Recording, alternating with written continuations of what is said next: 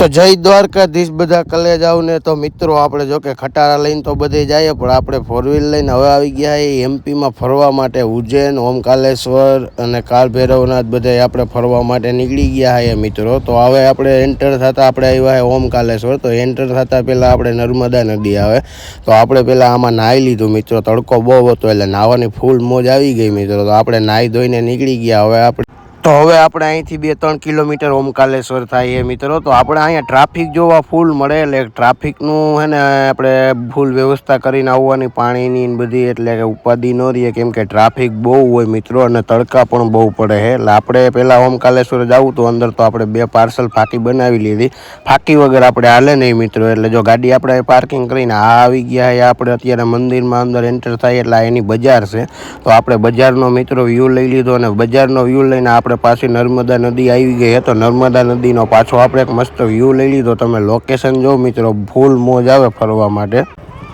તો મિત્રો આપણે અહીંયા અંદર આવો એટલે એને પાણીની ફૂલ વ્યવસ્થા કરીને આવવાની કેમ કે અંદર આપણે ટ્રાફિક જોવા ફૂલ મળે છે। 2-3 કલાકે અમારે દર્શન થયા છે મિત્રો। તો જો આ લોકેશન વ્યૂ જો તમે ખાલી ફૂલ મોજ આવી જાય ભાઈ ફરવા માટે ઓમકાલેશ્વર આપણે। તો ઓમકાલેશ્વર આપણે પહેલાં દર્શન કરીને પછી આપણે ઉજ્જૈન જઈશું।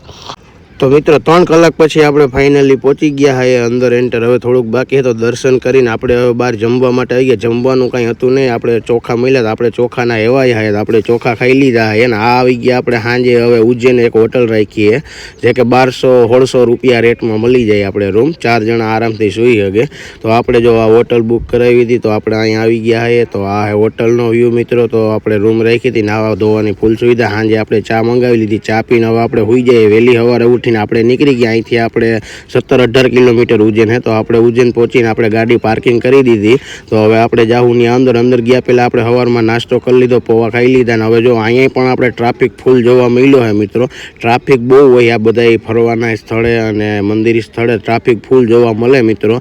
2-2 કલાક 3-3 કલાકે દર્શન થાય એટલે બધી પાણીની ફૂલ સુવિધા રાખવી મિત્રો, એ એક ધ્યાન રાખવું। બહાર ગમે ત્યાં તમે ફરવા જાઓ એટલે ફૂલ વ્યવસ્થામાં આવવું મિત્રો। તો જો આ હે આપણે ઉજ્જૈન મહાકાલ મંદિરની બહારનો વ્યૂ હે મિત્રો। તો આ બહારનો વ્યૂ કંઈક એવો હે ને અંદર આપણે આવ્યા તો અંદર આપણે બહુ એટલો ટ્રાફિક જોવા ન મળ્યો મિત્રો, ઓછો ટ્રાફિક હતો એટલે આપણે દર્શન કરી લીધા। દર્શન કરીને હવે આપણે જવાનું છે કાલ ભૈરવનાથે।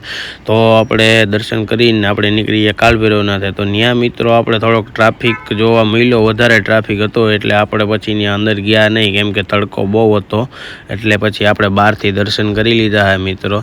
તો વ્લોગ ગમ્યો હોય તો લાઈક, શેર, ફોલો કરવાનું ભૂલતા નહીં મિત્રો। Bye bye.